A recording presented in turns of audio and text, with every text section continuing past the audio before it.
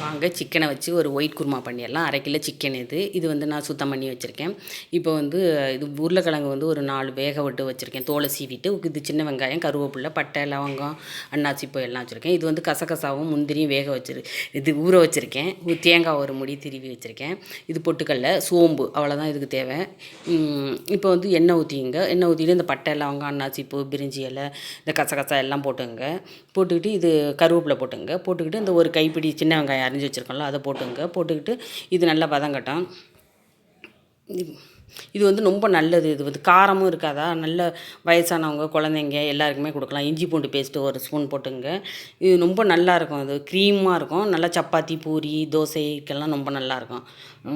இப்போ வந்து இந்த க்ளீன் பண்ணி வச்சுருக்க சிக்கனை போட்டுக்கலாம். 1/2 கிலோ சிக்கன் வச்சுருக்கேன்.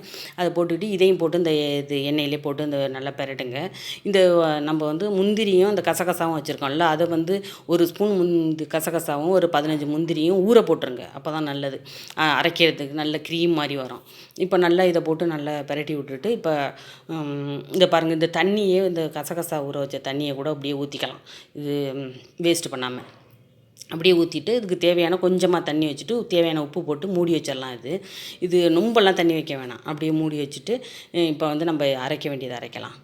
இது வெந்துக்கிட்டு இருக்கட்டும். இப்போ இந்த இதில் வந்து தேங்காய் ஒரு மூடி, சோம்பு, முந்திரி ஒரு 15, கசகசா ரெண்டும் ஊற வச்சது, முந்திரியும் கசகசாவும் ஊற வச்சிடணும்.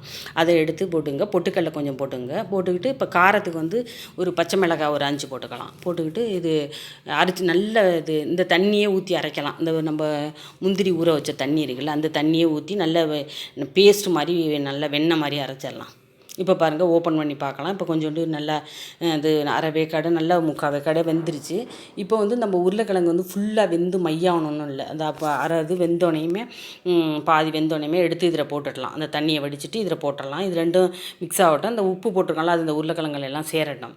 அப்படியே அது வெந்துக்கிட்டு இருக்கட்டும். இப்போ வந்து இந்த அரைச்சிக்கிட்டு வந்தோம்ல இந்த பேஸ்ட்டு, அதை எடுத்து போட்டுடலாம். போட்டுட்டு ஒரு கொதிக்கட்டும். இங்கே பாருங்கள், நல்லா கொஞ்சம் தண்ணி கலந்து ஊற்றிக்கலாம். பேஸ்ட் வந்து நல்ல வெண்ணெய் மாதிரி அடிச்சிட்றணும். அப்போ தான் ரொம்ப நல்லாயிருக்கும். நல்ல க்ரீமாக இருக்கும். அந்த இது சப்பாத்தி, பூரி இதுக்கெல்லாம் ரொம்ப சூப்பராக இருக்கும். இந்த பாருங்கள், ரெடி ஆயிடுச்சு.